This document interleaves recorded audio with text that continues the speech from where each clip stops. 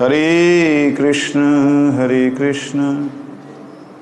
कृष्ण कृष्ण हरे हरे, हरे राम राम राम हरे हरे।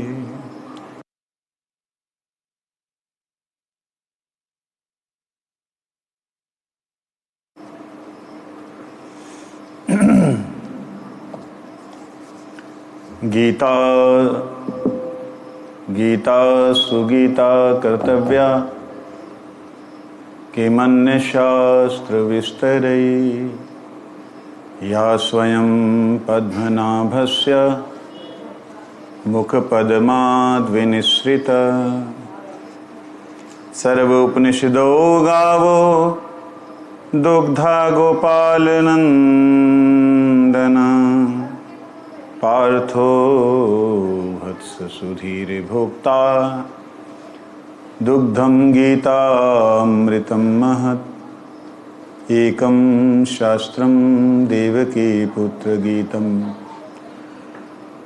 एको देवो देवकी पुत्र एव, एको मन्तरस्तस्य नामानि यानि, कर्मप्येकं तस्य देवस्य सेवा,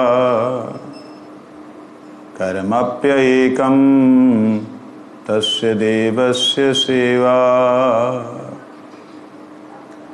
संन्यासस्य अथ अष्टोदशाध्याय। अर्जुनवाच। संन्यासस्य महाबाहो तत्त्वमिच्छामि वेदितुं, त्यागस्य च ऋषिकेश पृथक् केशिनिषूदन। श्री भगवानुवाच। काम्यानां कर्मणां न्यासं सन्न्यासं कवयो विदु, सर्वकर्मफलत्यागं प्राहुस्त्यागं विचक्षणा। त्याज्यं दोषविदित्वेके कर्म प्राहुर्मनीषिणा, यज्ञदानतपः कर्म न त्याज्यम् इति चापरे। निश्चयं शृणु मे तत्र त्यागे भरतसत्तमा, त्यागो हि पुरुषः व्याघ्र त्रिविध संप्रकृतितः। यज्ञदान तपः कर्म नात्याज्यं कार्यमेव तत्, यज्ञो दानं तपश्चैव पावनानि मनीषिणाम्। एतान्यपि तु कर्माणि संगं त्यक्त्वा फलानि च, कर्तव्यानिति मे पार्थ निश्चितं मतमुत्तमम्। नियतस्य तु सन्न्यासः कर्मणो नोपपद्यते, मोहातस्य परित्यागस्तामसपरिकीर्तितः। दुःखम् इत्येव यत्कर्म कायक्लेशभयात् त्यजेत्, स कृत्वा राजसं त्यागं नैव त्यागफलं लभेत्। कार्यम् इत्येव यत्कर्म नियतं क्रियते अर्जुन, संगं त्यक्त्वा फलं चैव स त्याग सात्विको मतः। नाद्वेष्य कुशलं कर्म कुशलं नानुसज्जते, त्यागी सत्त्वसमाविष्टो मेधावी छिन्न संशया।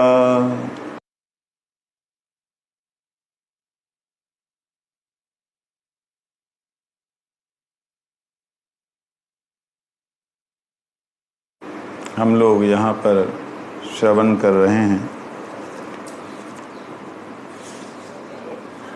13वें अध्याय का 8वां श्लोक था।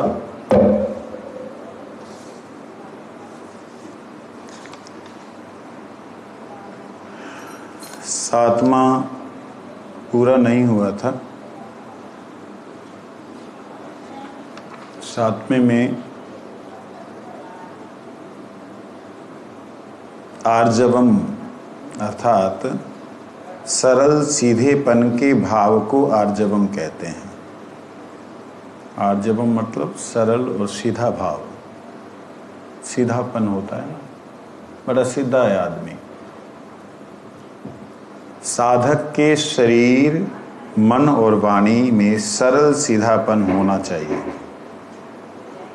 शरीर की सजावट का भाव ना होना, रहन सहन में सादगी तथा चाल ढाल में स्वाभाविक सीधापन होना, ऐंठ अकड़ कर ना चलना, ये सरलता है, शरीर की सरलता है। मतलब जो सीधापन, सरल भाव जो है वो बाहर से कैसा दिखता है, भीतर से कैसा होता है, ये बतला रहे हैं। शरीर की कोई सजावट नहीं की, कोई डेकोरेशन नहीं, कोई बेस नहीं, कोई लाली और कुछ ये सब नहीं। रहन सहन में सादगी, कोई लग्जरियस नहीं।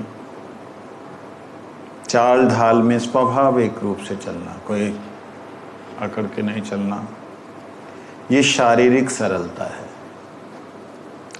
छल, कपट, ईर्ष्या, द्वेष आदि का ना होना तथा निष्कपटता, सौम्यता, हितैषीता, दया आदि का होना, ये मन की सरलता है। मन कैसे सरल होगा? छल नहीं करना, कपट नहीं करना। छल किसे कहते हैं? किसी को, किसी की संपत्ति को, किसी की वृत्ति को, किसी के भाव को आप उसके लक्ष्य की तरफ ना ले जा करके उसको भटका दें, ये छल है। कपटता क्या है? भीतर भाव कुछ और है, बाहर से कुछ और दिखा रहे हैं। भीतर भाव भोग है, बाहर से त्याग दिखा रहे हैं। भाव की जो भीतर की स्थिति है अब वो बतला रहे हैं, वो कपटता है। किसी के प्रति कोई व्यक्ति अगर भगवान के भजन में या भगवान की सेवा में आगे बढ़ रहा है, उसे देख करके ईर्ष्या होनी कि मेरे को तो ऐसा मौका नहीं दिया, मेरे को ऐसा मौका नहीं मिला, इस प्रकार के भाव आने, ये जो है ईर्ष्या है। भाव आए और द्वेष करना, कोई किसी ने पूछा, कोई प्रशंसा करने लगा कि उसने बहुत अच्छा किया, हाँ हाँ वो तो बस ऐसे ही है, उसके बारे में उससे द्वेष करना। कहते ये नहीं होने चाहिए। इसके बदले में क्या होना चाहिए? निष्कपटता होनी चाहिए, सौम्यता होनी चाहिए। सौम्यता बहुत ही मन को भावन, मन को अच्छा लगने वाला, हृदय में भाव होना चाहिए, सौम्यता। और हितैषिता, सबके हित की कामना करने वाला होना चाहिए। हित की कामना का मतलब किसी जीव को या किसी व्यक्ति को भगवान की तरफ लगाने के लिए प्रयास, यही हितैषीपना है। और कहते हैं दया, दया होनी चाहिए। मान लो किसी व्यक्ति को किसी ने कहा कि देखो बेटा पढ़ाई करोगे तो तुम्हारा फायदा है, समझाया, वो नहीं समझा, फिर बड़ी कोशिश करके फिर दोबारा तिबारा 10 बार उसको समझाया, वो नहीं समझा। ये तो सरल है, निष्कपट है, हितैषी है, इसलिए कर रहा है ऐसे। परंतु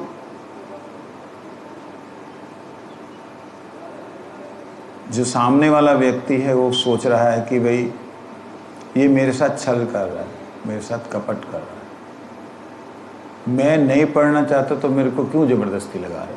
अरे तुम्हारा लाभ है, मेरा लाभ मैं देख लूँगा, तुम अपना रहो। इस प्रकार से मन में भाव आना,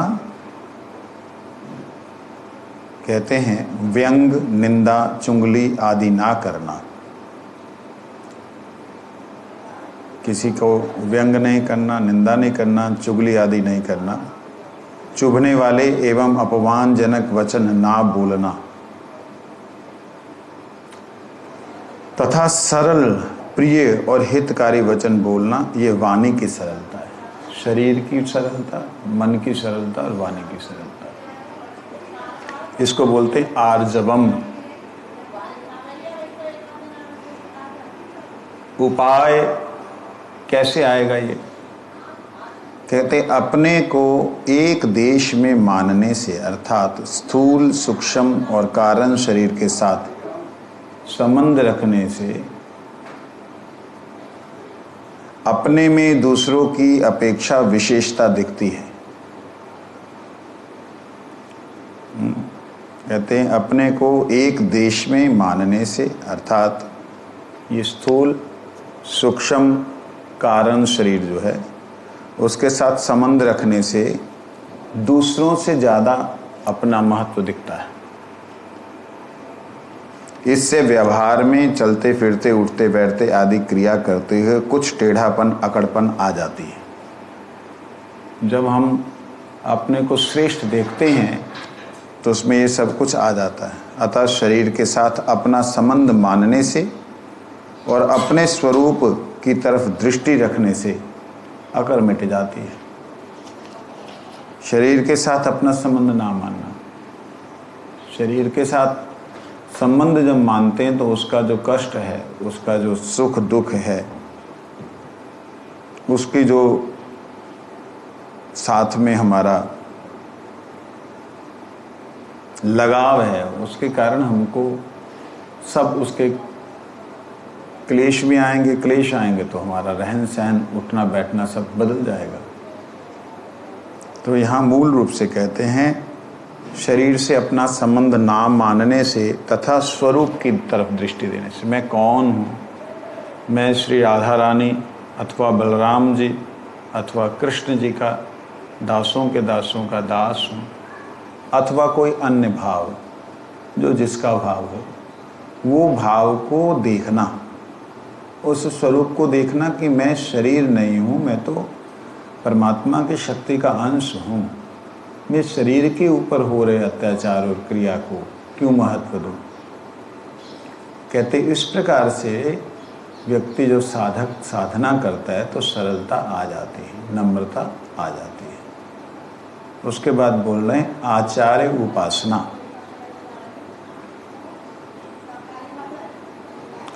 विद्या और सदुपदेश देने वाले गुरु का नाम भी आचार्य है।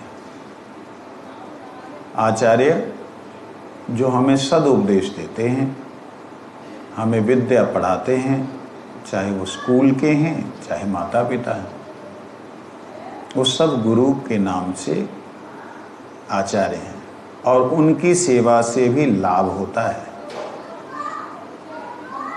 जब घर में माता पिता हैं, जहाँ बड़े हैं, जो हमें उपदेश दे रहे हैं, सदुपदेश दे रहे हैं। सदुपदेश का मतलब है भगवत तत्व के विषय में कुछ भी बोल रहे हैं, वो आचार्य हैं। परंतु यहाँ पर जो आचार्य पद के बारे में बात हो रही है, वो कह रहे हैं परमात्म तत्व को प्राप्त, जो परमात्म तत्व को प्राप्त है, जीवन मुक्त, शरीर रहते हुए शरीर से मुक्त है, उस महापुरुष के लिए आचार्य शब्द का प्रयोग हुआ। मतलब आचार्य जो परमात्मा तत्व, परमात्मा को प्राप्त है, परमात्मा को प्राप्त होने का मतलब परमात्मा ने जिसे अपना समझ लिया है और जिसने परमात्मा को अपना समझ लिया है, ऐसा जो जीवन मुक्त व्यक्ति है। जीवन मुक्त मतलब उसे शरीर से, शरीर में रहते हुए शरीर से अलग होना आता है, शरीर रहते हुए शरीर से अपने आप को अलग समझता है, शरीर रहते हुए शरीर के सुखों के लिए, सुविधाओं के लिए एक लिमिट तक ध्यान देता है, जिससे कि शरीर ठीक चले और भगवान की सेवा हो सके। ऐसा जो व्यक्ति है वो महापुरुष, उसे कहते हैं आचार्य। भगवान के शब्दों में कहते आचार्य को दंडवत प्रणाम करना, उनका आदर सत्कार करना, उनके शरीर को सुख पहुंचाने की शास्त्र विहित चेष्टा करना भी उपासना है। देखिए, दंडवत प्रणाम करना, आदर सत्कार करना तथा उनके शरीर को सुख पहुंचाने की शास्त्र विहित चेष्टा करना, शास्त्र विहित चेष्टा करना, ये उपासना है। पर वास्तव में उनके सिद्धांतों और भावों के अनुसार अपना जीवन बनाना ही सच्ची उपासना है। सच्ची उपासना आचार्य की क्या है? ये श्लोक है ना, ये वाला, इसमें भगवान ने ये बात कही है, अमानित्वम अदम्भित्वम अहिंसा शांतिर आर्जवम आचार्य उपासनम शौचम स्थैर्य आत्मविनिग्रह। इस प्रकार से जो व्यक्ति है वो परमात्मा की प्राप्ति कर सकता है, जो ऐसा साधक है। पर वास्तव में उनकी उपासना सच्ची कौन सी है? उनके सिद्धांतों और भावों के अनुसार अपना जीवन बनाना ही सच्ची उपासना। जो ऊपर बात कही वो उनके सिद्धांतों के अनुसार और भावों के अनुसार चलना ही सच्ची उपासना है। गुरुदेव ने एक बार कहा था, कहते गुरु जी कैसे चलता है? ऐसे, ऐसा पैर फटता, उसके बाद ये ऐसा करता है। ये अभिनय करना अनुसरण नहीं है, ये अनुकरण है। इसको अनुकरण कहते हैं, ये अनुसरण नहीं है। और अनुसरण करना ही वास्तविकता में सच्ची उपासना। अनुसरण क्या है? गुरु जी कहते हैं उनका जो मनोभाव है, उनका हृदय क्या है? भगवान को समर्पित है। अब हृदय विषयों में समर्पित होगा तो क्या उसका मनोभाव होगा? वो आचार्य कैसा हो सकता है? अगर उसका मन विषयों में ही लगा हुआ है तो भगवान की उपासना या आचार्यत्व का उसका अधिकार क्या है? तो इसके लिए यहाँ कह रहे हैं उनके सिद्धांतों का सिद्धांत मतलब क्या होता है? जो क्रिया करके उन्होंने उस क्रिया का सिद्ध अर्थात लक्ष्य प्राप्त किया, सिद्ध अंत। कोई वस्तु बनाई जाती है, जब सिद्ध हो जाती है तो वो पक गई, बन गई। तो ऐसी कोई साधना की और साधना करके उसका जो उनको अंत प्राप्त हुआ और वो शुभ है, मंगलकारी है, उसे कहते हैं सिद्धांत। कहते उनके वास्तव सिद्धांत और भावों के अनुसार अपना जीवन बनाना ही सच्ची उपासना है। कारण की उसका कारण क्या है कि देहाभिमानी की सेवा तो उसके देह की सेवा करने से ही हो जाती है। संसार के व्यक्ति हैं, उनको आपने अगर पानी पिला दिया, धन्य धन्य सेवा कर दी, वो उससे प्रसन्न हो जाते हैं।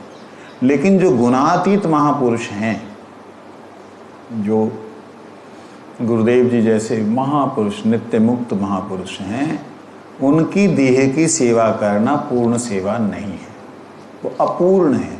सेवा है वो, लेकिन अपूर्ण है। जैसे उदाहरण के लिए मैंने एक बार ऐसे ही गुरुजी की ही बात को बोला, वो लोग जो है वो उसका गलत अर्थ ले गए और उन्होंने कहा कि इन्होंने फलाने फलाने फलाने व्यक्ति को कहा।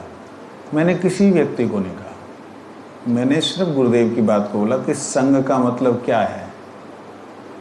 लोग जैसे हैं वैसे ही सोचेंगे जो मैं बोल रहा हूँ, जैसे उनके अंदर की धारणा है वैसा ही वो सोचेंगे, जैसी उनकी मनोवृत्ति है वैसा सोचेंगे। उदाहरण के लिए एक ही बात को मैं सेवा शब्द प्रयोग कर रहा हूँ। अब यहाँ बैठा हुआ अगर कामी व्यक्ति है तो वो वासनात्मक सेवा समझेगा। अगर वह लोभी व्यक्ति है, वो सोचेगा कि कुछ धंधे की बात करे, पैसे की बात करे, है ना। अगर कोई धीर व्यक्ति है, भगवान की भजन में लगा हुआ व्यक्ति, वो कहेगा वाह सेवा, ठाकुर जी की सेवा, उसका ध्यान ठाकुर जी के, गुरुदेव के प्रति जाएगा। ठीक है। तो यहाँ बात कह रहे हैं, मैंने वहाँ उस वक्त बोला, मैंने कहा गुरु जी के साथ, गुरुदेव के शब्द, गुरु जी के साथ रहते हुए सिर पे जूं की तरह खून पीने वाले लोग साथ में सेवा कर रहे हैं, लेकिन उनसे मतलब अपना निकाल रहे हैं। ऐसे लोग गुरुदेव के संग रहने पे भी संग नहीं कर पाते। 1000 मील दूर रहने पर भी गुरुदेव का संग प्राप्त कर सकते हैं। ये बात मैंने उस टाइम पे बोली।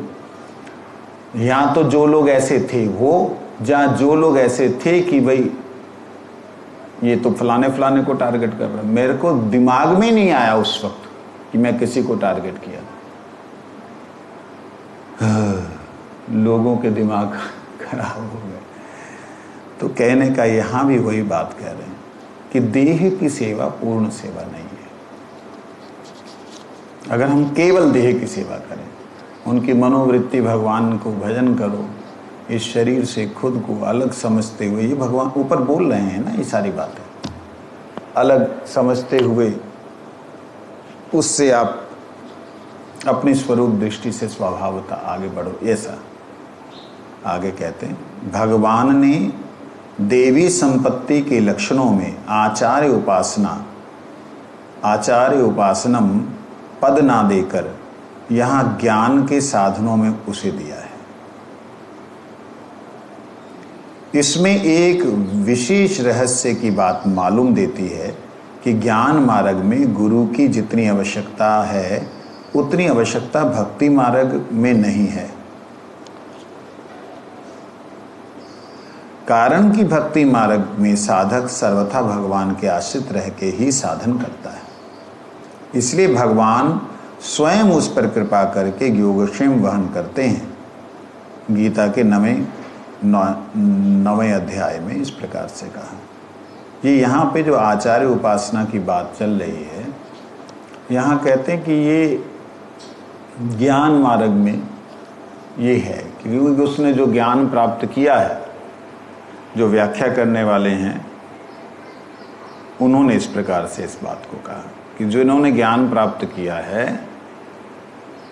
वो ज्ञान तब आपको सिद्ध प्राप्त होगा जब आप उनके मनोवृत्ति के अनुसार चलोगे। लेकिन कहते भक्ति मार्ग में ये नहीं है। लेकिन ऐसा नहीं है, हमारे भक्ति मार्ग में तो अनुगत्य की ही बात कही गई है। उसमें तो स्वयं हम भगवान की सेवा कर लेंगे, मैं ठाकुर जी का सेवक हूँ, मैं ये हूँ वो हूँ, ऐसा होता ही नहीं है। डायरेक्ट राधा रानी के चरणों के आश्रितों को छोड़ करके डायरेक्ट कृष्ण की उपासना करने वाले या डायरेक्ट कृष्ण की भक्ति करने वाले लोग अंत में धोखा ही खाते हैं, क्योंकि कृष्ण कभी भी सीधे रूप से किसी को नहीं प्राप्त होते। वो मोक्ष में जाकर के जीवन समाप्त कर लेते हैं।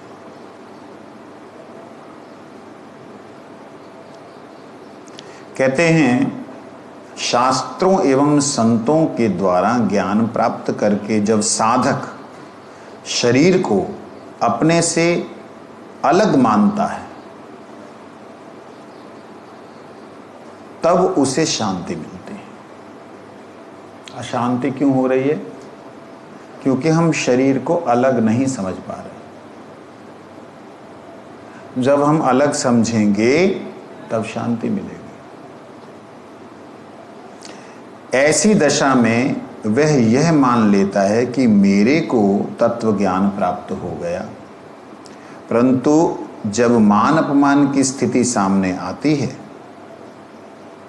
अथवा अपनी इच्छा के अनुकूल या प्रतिकूल घटना घटती है तब अंतःकरण में हर्ष शोक पैदा हो जाते हैं, जिससे सिद्ध होता है कि अभी तत्व ज्ञान नहीं हुआ। कितनी सुंदर बात है ना।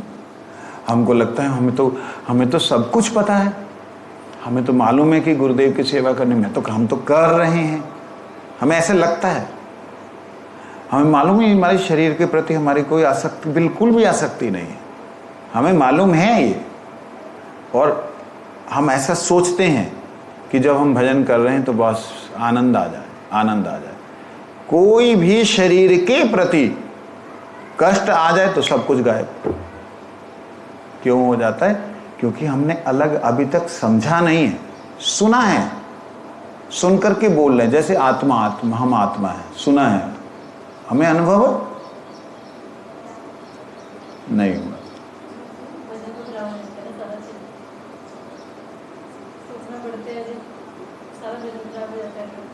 नहीं, मतलब शरीर में आया हुआ मान अपमान, शरीर का कष्ट, ये सारा जो है जैसे आता है ना व्यक्ति का, जो वो अपने आप को सोच रहा था कि मैं तो बिल्कुल सिद्ध हूँ, मेरा तो नाम में रुचि हो गई, मेरा तो भगवान के दर्शन होने लग गए स्वप्न इत्यादि में, तो जो भाषण जैसे मैं दे रहा हूँ, खूब भाषण दे रहा हूँ और लोगों को ऐसा फील हो रहा है कि महाराज तो इन सबसे मुक्त हैं, तभी मालूम पड़ेगा मुक्त हैं जब वो स्थिति आएगी बीमारी वाली, और स्थिति आने पर भी मैं शरीर से अलग रहूँगा, अपने आनंद में रहूँगा।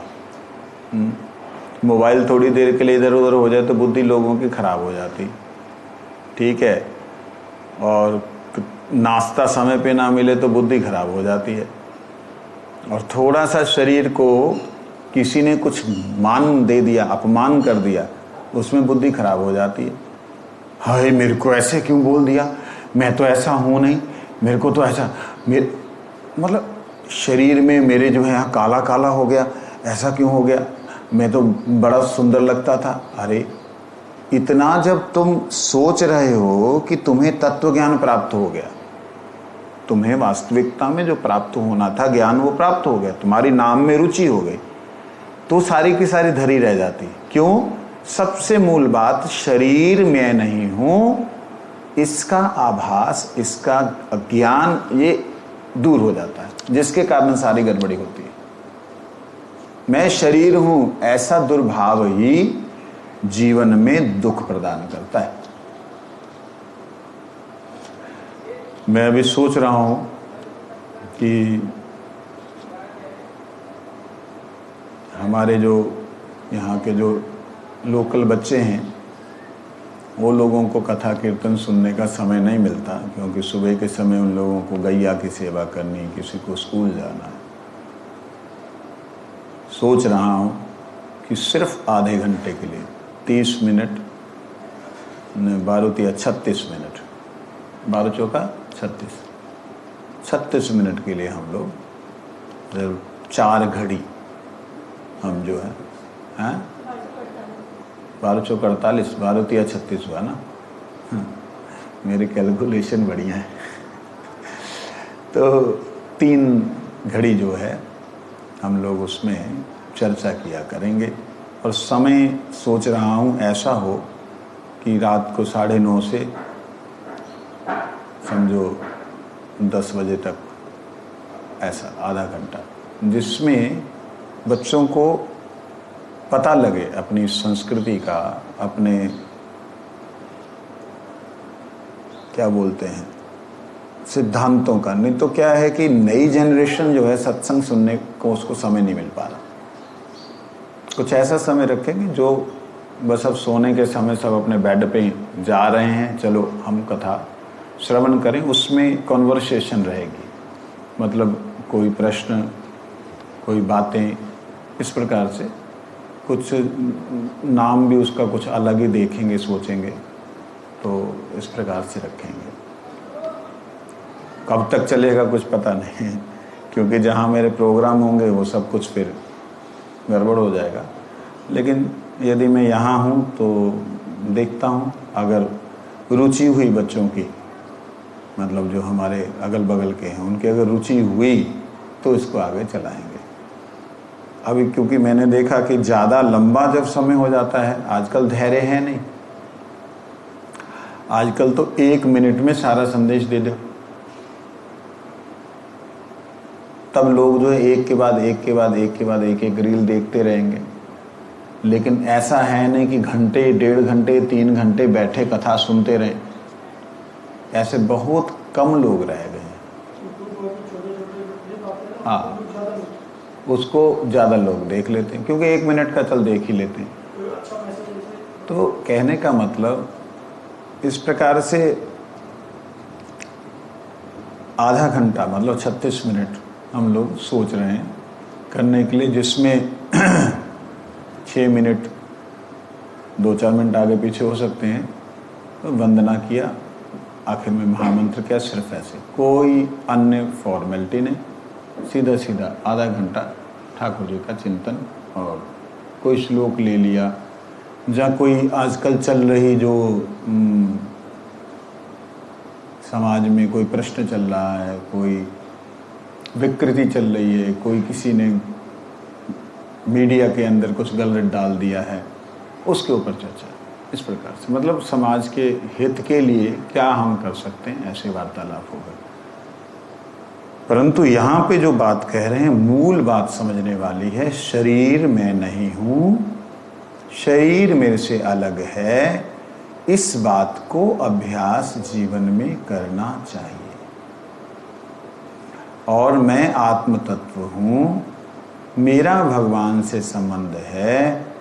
और गुरु सेवा, जो आचार्य सेवा, आचार्य उपासना की बात कही है, इन्होंने कहा कि ये ज्ञान मार्ग की है, परंतु हमारे यहाँ पे तो चैतन्य महाप्रभु कहते हैं, ना हम विप्रो न च नरपति न पि वैश्यो न शूद्रो ना हम वर्णी न च गृह पतिर्णो वनस्तो यतिर्वा किंतु प्रदन्न निखिल परमानंद पूर्णामृताब्धे गोपीर भर्तु, मतलब गोपीर भर्तु, गोपीर भर्ता कृष्ण, गोपीर भर्तु पद कमलयो दास दास दासानुदास। हमारे यहाँ तो स्वाभाविक रूप से भूत शुद्धि, आत्मशुद्धि यहीं से होती है। मैं भगवान का दास हूँ, ये एक बात है, लेकिन मैं भगवान के दास के दास के दास का दास हूँ, ये वास्तविकता में स्वरूप का स्वभाव है। इसकी जागृति होना ही जीव की वास्तविकता में जागृति है। तो यहाँ पे कहते हैं, किसी आदमी के द्वारा अचानक अपना नाम सुनाई पड़ने पर अंतःकरण में इस नाम वाला शरीर मैं हूँ ऐसा भाव उत्पन्न हो जाता है, तो समझना चाहिए कि अभी शरीर में स्थिति है।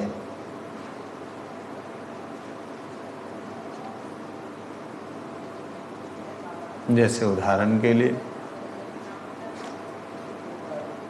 किसी का नाम दामोदर दास है, ठीक है, कोई कीर्तन कर रहा है, श्री कृष्ण गोविंद हरे मुरारी हे नाथ नारायण वासुदेवा, है ना, जहाँ दामोदर दामोदर, तो कोई व्यक्ति, वो बाकी व्यक्ति उससे दामोदर दामोदर उसे करने लग जाए और वो भी सोचे मेरा नाम बोल रहे हैं। ये जो है, इससे पता लगता है कि शरीर में ही स्थिति है। बोला किसी व्यक्ति ने किसी अन्य व्यक्ति को, आपने सोचा कि मेरे को बोला, ये नामधारी शरीर है, आप नहीं है। आपका नाम, आप जो शरीर का नाम है वो नहीं है। प्रैक्टिकली आप सुमन या आप अमृत नहीं हैं। आप जो हैं उस स्वरूप का अनुभव होना ही वो है। परंतु व्यवहारिक रूप से इस संसार में रहते हुए जब नाम उच्चारण होता तो व्यक्ति को जाना चाहिए, सुनना चाहिए, वार्तालाप करना चाहिए, परंतु इस चीज को अच्छे ढंग से समझना चाहिए, ये मेरे शरीर का नाम है, मेरा नाम नहीं। अच्छा, यदि ऐसी स्थिति होगी कि मेरे शरीर का नाम है, तभी एक उच्च स्थिति प्राप्त होगी। उच्च स्थिति जानते हैं क्या बोल रहा हूँ? मतलब फिर ऐसी स्थिति प्राप्त हो सकती है कि जिसमें शरीर को जब ध्यान लग जाए भगवान का। अब ध्यान देना, बहुत सुंदर बात आ रही। अपने नाम को शरीर का परिचय समझने वाला, जो शुरू से समझ रहा हो, अभ्यास करते करते पक गया हो कि मेरे शरीर को बुला रहे हैं, ऐसा व्यक्ति जो है जब गाढ़ी निद्रा में भगवान के धाम के चिंतन में चला गया, उस व्यक्ति को आप आवाज देते रहे, उसे कुछ नहीं सुनाई देगा। उसका नाम लेके बुलाते रहे, सुनाने देगा। ये एक स्थिति है दिव्य महापुरुषों की, और ऐसी ही स्थिति एक साधारण जीव की भी होती है, कभी कभी होती है। हाँ, कभी कभी होती है ऐसे। इसके अलावा आप देखिए, जो लोग बीमार हो जाते हैं, कोमा में पहुंच जाते हैं, आप उनके सामने खड़े हो जाओ, आपको सुनाई नहीं देगा, उसको सुनाई नहीं, समझ नहीं आएगी। कान चल रहे हैं, उसको शब्द नहीं अंदर जाके खिल रहे, शब्द नहीं खिल रहे हैं, स्मृति होनी नहीं चाहिए जो चीज की। तो वो महापुरुष में और साधारण बद्ध जीव में अंतर क्या हुआ? फिर तो एक ही हो गए, दिखने में तो एक हो गए, लेकिन अनंत अनंत गुणांतर। वो भगवत लीला में चले गए तो उन्होंने शरीर का परिचय छोड़ दिया, और जब वहां से वापिस आए तब उन्होंने ध्यान भी दिया। श्री गुरु महाराज जी के लीला में हमने ये देखा है। परंतु एक साधारण व्यक्ति ब्रेन हेमरेज हो गया और वो सेंसलेस हो गया, उसको पहचान नहीं हो रही सामने वाला कौन है, उसकी स्थिति और महापुरुषों की स्थिति एक जैसी होने पर भी, ये हमारी श्रद्धा की बात नहीं कर रहा हूं कि हमारी श्रद्धा हमको ऐसा नहीं सोचना चाहिए, ये नहीं करना, ये बात नहीं, बिल्कुल नहीं। वो अंतर है, भयंकर अंतर है। मतलब इसमें ऐसा है ही नहीं कि वो एक है। एक बार श्री गुरु महाराज जी की लीला में गुरु महाराज बैठे हुए हैं, तो आंखें बंद हैं, सेवक बाहर थे, जैसे अंदर आके देखा तो गुरुजी के मुख से झाग निकल रही, आंखों से पानी, नाक से पानी, मुख से झाग।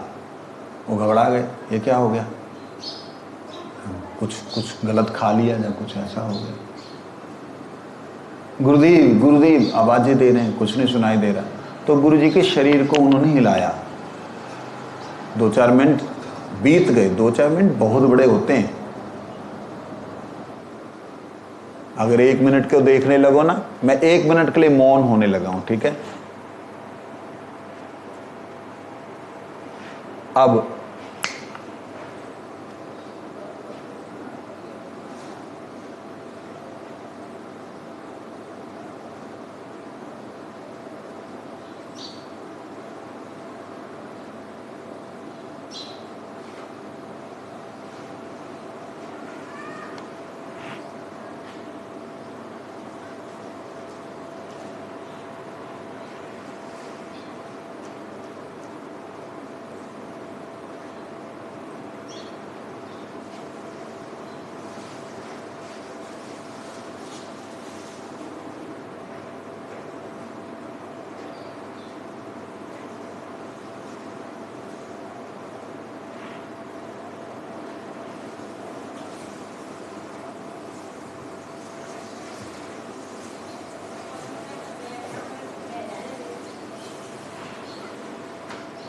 अब जाके 1 मिनट हुआ। 2-4 मिनट तक गुरु महाराज जी को वो जगा रहे हैं। और जब गुरुदेव का तो मुख वगैरह पोंछ दिया इन्होंने, जब गुरु महाराज जी का बाह्य ज्ञान हुआ, गुरु पूछ क्या हुआ? गुरु महाराज जी आपका आपको क्या हो गया था? क्या हो गया? हमको तो वही राधा रानी का वो ले जा रहा था, राधा रानी की सेवा में वो जो राधा रानी ने बनाया था उसे ठाकुर जी को दे करके प्रसाद वापस लेके आ रहे थे, वहाँ पे थे। ये मतलब ये बाय चांस ये घटना घट गई जिससे हमें पता लगा कि उन्होंने बता दिया। तो ये शरीर का अगर हम अभ्यास नहीं करेंगे, सुमान, ओह मेरे को बुलाया, बुलाया ठीक, मुझे बुलाया, लेकिन साथ साथ दिमाग में रखना, हाँ जी हाँ जी हाँ जी, शरीर को बुलाया है मेरे को तो कोई बुला ही नहीं रहा, मेरे को तो कोई जान ही नहीं रहा, मेरे को तो कोई स्पर्श ही नहीं कर पा रहा, मैं इतनी डीप में हूं, मुझे कोई निकाल ही नहीं रहा, मुझे कोई जगा दे, निकाल दे। वो भावना जो है ना, जब रहेगी तो ये स्थिति आ जाती है। ये स्थिति मैंने आम महापुरुषों में नहीं देखी, जो गुरु जी की ये स्थिति देखी, ये साधारण महापुरुषों में नहीं देखी। वो अंत समय तक हरि कथा बोलते रहे, पूरे चेतन रहे और लोगों से वार्तालाप करते हुए अंत समय तक भगवत कथा कीर्तन करते हुए गए।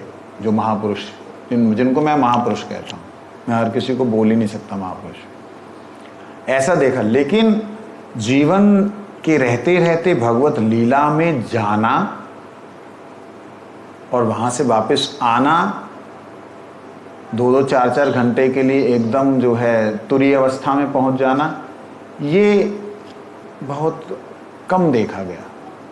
और बाय चांस गुरुदेव ने कृपा करके कहो, जहाँ योग माया ने कृपा करके कहो कि उनके मुख से बुलवा दिया, नहीं तो गुरु जी तो बोलते ही नहीं थे, अपनी लीला के विषय की बातें कभी नहीं बोलता। कहते साधना की ऊंची स्थिति प्राप्त होने पर जागृत अवस्था में तो साधक को जड़ चेतन का विवेक अच्छी तरह रहता है, परंतु निद्रावस्था में विस्मित हो पाता है। इसलिए नींद से जगने पर साधक उस विवेक को पकड़ता है, जबकि सिद्ध महापुरुष विवेक स्वाभाविक रूप से रहता है। अच्छी बात बोली। साधन की एक ऊंची अवस्था, गुरुदेव जैसी स्थिति जो मैंने बोली, उसको शरीर सोया हुआ है, उसे मालूम है ये पड़ा हुआ है, उससे वो अलग हो पाता है। जड़ चेतन का अच्छी तरह विवेक रहता है, ये जड़ है, मैं चेतन हूं, अच्छी तरह विवेक रहता है। परंतु जो साधारण आदमी है वो निद्रावस्था में सब कुछ भूल जाता है कि ये जड़ है, चेतन है। उदाहरण के लिए आपको मालूम है जड़ है, तो आप अलग सोच सकते हैं कि शरीर अलग है, लेकिन जब निद्रा में सो शरीर रहा है, मैं नहीं सो रहा हूं, ऐसा भाव नहीं होता। सपना देख कौन रहा है? मैं देख रहा हूं, मेरा मन बुद्धि क्या क्रिया कर रहे हो मैं देख रहा हूं, ठीक है। लेकिन स्वप्न में यह अनुभव नहीं होता कि मैं देख रहा हूं मन बुद्धि को, उसमें ऐसे लगता मैं कर रहा हूं। कहते ये जो विस्मृति है निद्रावस्था में, साधकों को ये हो जाती है, जो साधक लोग होंगे, लेकिन सिद्ध महापुरुषों को उसमें भी याद रहता है, अच्छा ये तो स्वप्न चल रहा है। फिर उस स्वप्न को छोड़ करके भगवत सेवा में चले जाते हैं। ये उनकी तुरीय अवस्था है, ये हर आदमी में, मतलब हर सिद्ध महापुरुष में नहीं हो सकती। साधक में पूज्य जनों से भी मान आदर पाने की इच्छा हो जाती है। ये हर व्यक्ति का ये दोष है। क्या होता है? साधक जो है, जो साधना करते हैं, भजन करते हैं, वो जब गुरुजनों के पास आते हैं तो उनको होता है कि गुरुजी उनके बारे में कुछ तो बोलें, कुछ बहुत सेवा की है इन्होंने, ये तो हमारे बहुत अच्छे वो हैं। जब वे संतों या गुरुजनों की सेवा करता है, सत्संग आदि में मुख्यतः भाग लेता है, तब उसके भीतर ऐसा भाव पैदा होता है कि वे संत या गुरुजन मेरे को दूसरों की अपेक्षा श्रेष्ठ माने। मैं तो कथा में डेली आ रहा हूँ, समझे? मैं यह उसकी सूक्ष्म कमी है। गुरुजन की सेवा का महत्व हमारे अंदर होना चाहिए। मेरे को तो बोला ही नहीं, जैसे झूले की बात, हमारे कुछ भक्त लोग बैठे, हमको तो बोला ही नहीं, अरे आगे जाओ, सेवा करो, ठाकुर जी को प्रार्थना करो, दे देंगे, पीछे बैठे रहेंगे। एक दिन मैंने आवेश में बोला, मैं क्या एक एक को पकड़ के निमंत्रण देना पड़ेगा क्या? अन्य लोग सेवा कर रहे हैं तो तुम भी सेवा कर लो। हाय, मेरे को तो बोला नहीं। इसमें संकोच भाव और दूसरा मान का भाव, हीनता का भाव और मान का भाव दोनों ही एक जैसे हैं। हीनता लाना मन में और मान लेके आना कि मेरे को बोला, ये भाव भी गलत है। हीनता वाला मेरे को तो बोला ही नहीं, मैं क्यों जाऊँ, मैं, ये दोनों भाव जो हैं ये बद्ध जीव में होते हैं। और हम बद्ध जीव हैं ऐसा सोच करके बस बैठ करके अपना भजन करते रहो, ऐसा मत करना, ऐसा मत करना। ऐसा करोगे तो कोई लाभ नहीं। इस प्रकार साधक में कई कमियों के रहने की संभावना रहती है, जिनकी तरफ ख्याल न रखने से वे अपने अधूरे ज्ञान को ही पूर्ण मान सकता है। इसलिए भगवान आचार्य उपासनम पद से ये कहना चाहते हैं कि ज्ञान मार्ग के साधक आचार्य के पास रहकर अधीनता में ही साधना करें। चौथे अध्याय के 43वें श्लोक में भगवान ने अर्जुन से कहा, तू तत्वज्ञ जीवन मुक्त महापुरुषों के पास जा, दंडवत प्रणाम कर, उनकी सेवा कर, अपनी जिज्ञासा पूर्ति के लिए नम्रतापूर्ण प्रश्न कर, तब वे तत्वदर्शी महात्मा तेरे को ज्ञान का उपदेश देंगे। इस प्रकार साधन करने पर वे महापुरुष उनकी उन सूक्ष्म कमियों को, जिनको वो खुद भी नहीं जान पाता, साधक अपनी कमियों को खुद भी नहीं जान पाता, मेरे में कमी क्या है, तो वो सेवा करने से उस सूक्ष्म कमियों को दिखा देंगे। यहाँ पे ऐसा नहीं मैं तो जन्म से ऐसा कर रहा हूँ। अरे भाई, जन्म से कर रहा, अब तुम्हें बता रहा हूँ, मैं तो जैसे ये देखता हूँ भयभीत हो जाता हूँ, जहाँ हर्षोल्लासित हो जाता हूँ कि मेरे को किसी ने तो प्यार किया। ये बचपन से चल रहा है तो चलता रहेगा क्या जीवन भर? उसको अभ्यास तो करना, हटाना तो जैसे ही आए। क्या करना अभ्यास? ऐसे बैठे बैठे वो सोचना ना, जब वो सिचुएशन वो आए तब अपने को अलग करना। किसने प्रशंसा की, महाराज जी आज तो बड़ा जबरदस्त अच्छा हाँ ठीक है हाँ ठीक है, सुनना ही नहीं उसको। महाराज आपने ये काम गलत किया, अच्छा प्रभु जी क्या था वो, इसको सुन लीजिए, क्योंकि वो आपका हितकारी बोलने वाला है कि आपने ये गलत किया। उसको मैंने तो गलत नहीं किया, मैंने तो गलत भाव से सोचा नहीं मैं तो बिल्कुल ये बात, जरूरत नहीं। सुन के लेने का और कोशिश करने का कि ये व्यवहार में भी दिखाई ना दे। मन में तुम्हारे जो था वो अलग था, मन में हो सकता पूर्ण शुद्ध भाव हो, उसको वो दिखाई ना दे, लेकिन क्रिया में वो ऐसे लग रहा है कि नहीं, ये ऐसा भाव नहीं है। जैसे उदाहरण के लिए कई बार मेरे साथ ऐसा, मेरे साथ तो अक्सर होता है कि मैं, कोई भक्त लोग हैं जिन जो मेरे नज़दीक हैं, उनको मैं थोड़ा प्यार से जैसे मैं बोलता हूँ, आ गए देख लो, अब आ रहे हो। और नया जो व्यक्ति उसको लगता कि यार ये क्या है, एक ऐसा महात्मा है, होता है ना थर्ड पर्सन को। तो वो व्यवहार भी, स्वामी जी बोल रहे हैं, वो व्यवहार भी हमें ठीक करना चाहिए। लेकिन अगर हम व्यवहार में, ये मेरा अपना मानना, अगर व्यवहार में ज़्यादा ध्यान देने लगेंगे तो जो स्वभाव है वो बदल जाएगा। इसलिए स्वभाव पे ज़्यादा,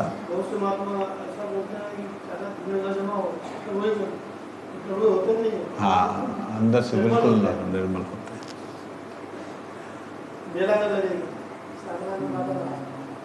अरे शुरू में जब यहाँ पे हम लोग साधना में थे, मैं जब, तो कई बार जो है ना, विशेष रूप से 2-3 बार ऐसा हुआ, ध्यान जैसे ही लगा पूरी तरह शरीर से, मतलब मनवृत्ति हटे, मन बुद्धि का उसमें से मतलब हटा और ध्यान लगा, इतने में कोई ऐसे लोग आ गए कि जिनको मिलना जरूरी।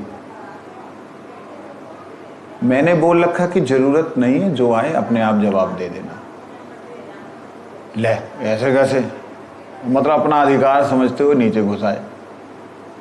अब ढक ढक ढक ढक दरवाजा खटका दी। मैंने कहा यार अच्छी मुसीबत है।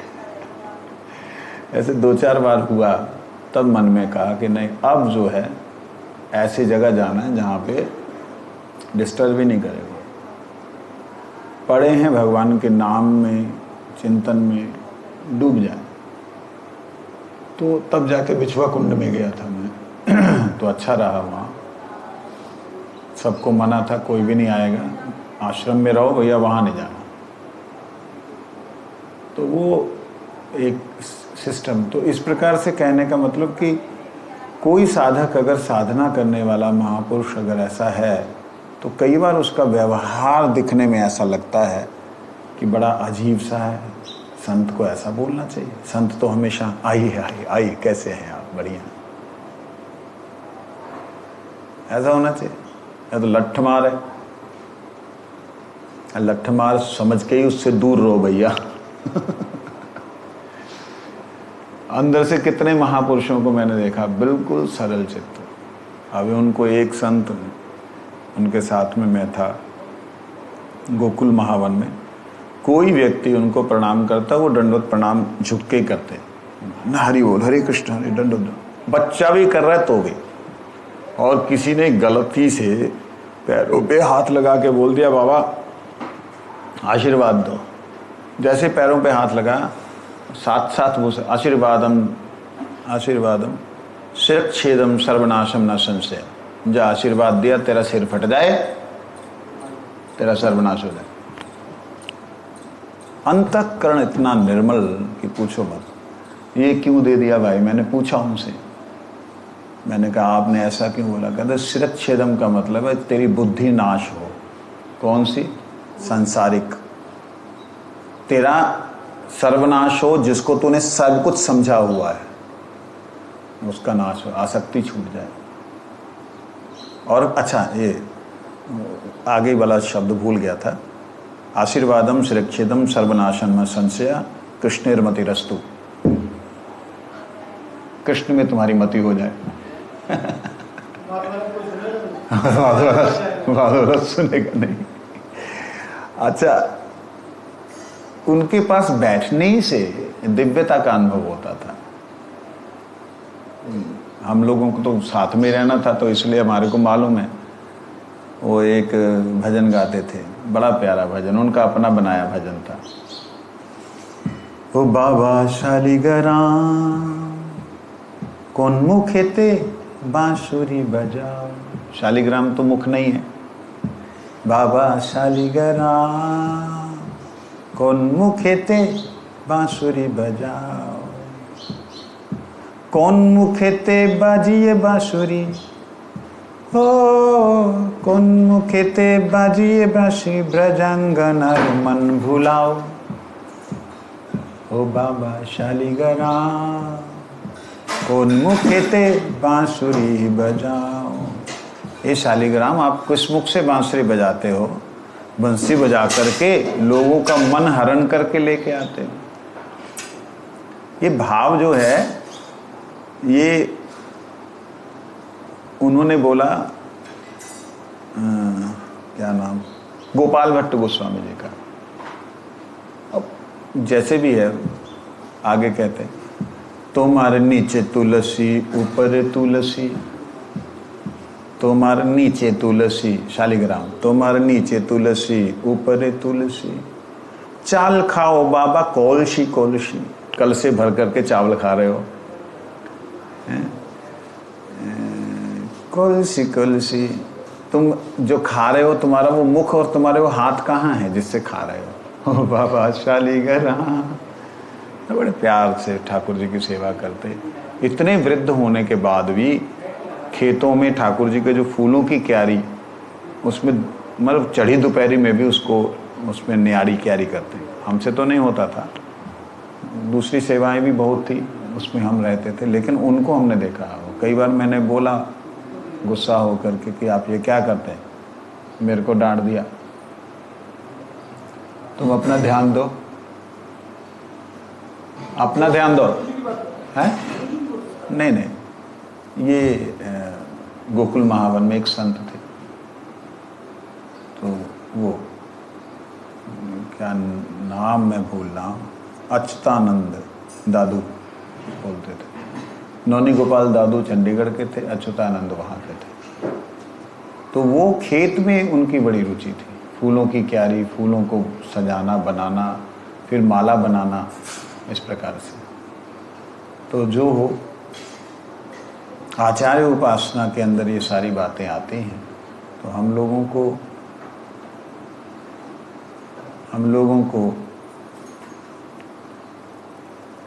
किस प्रकार से वैष्णवों के, संतों के सामने जाना चाहिए, ये बात समझनी पड़ेगी।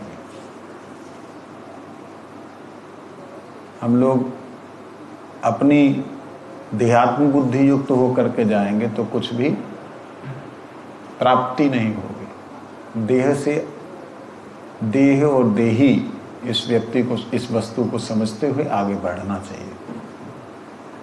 वांछा कल्पतरुश्च कृपा सिंधुभ्यो पतितानां पावनेभ्यो वैष्णवेभ्यो नमः। ज्यादातर हम सब लोग उनको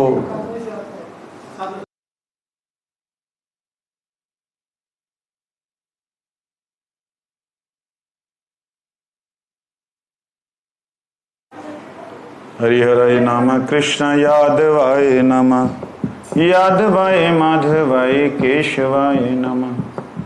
गोपाल गोविंद राम श्री मधुसूदन, गिरिधारी गोपीनाथ मदन मोहन, श्री चैतन्य नित्यानंद श्री अद्वैत सीता, हरि गुरु वैष्णव भागवत गीता। जय रूप सनातन भट्ट रघुनाथ, श्री जीव गोपाल भट्ट दास रघुनाथ। ऐछे गोसाई करी चरण वंदन, जहाँ है ते विघ्न नाश विष्ट पुराण। ऐछे गोसाई यार मुई तारदा, तासवार पद रेणु मोर पंचग्रा। तादेर चरण से भी भक्त सनेवास, हरि बोल। जन्म जन्मे है अभिलाष, ऐछे गोसाई जबे ब्रज कैलावास। राधा कृष्ण नित्य लीला करील प्रकाश, आनंदे बोलो हरि भजो वृंदावन। श्री गुरु वैष्णव पदे मजाई, श्री गुरु वैष्णव पाद पद्म करियास। नाम संकीर्तन कहे नरोत्तम दास। तो नरसिंहा पर तो नरसिंहा, यतो यतो यामि ततो नरसिंहा बहिर्नरसिंहा।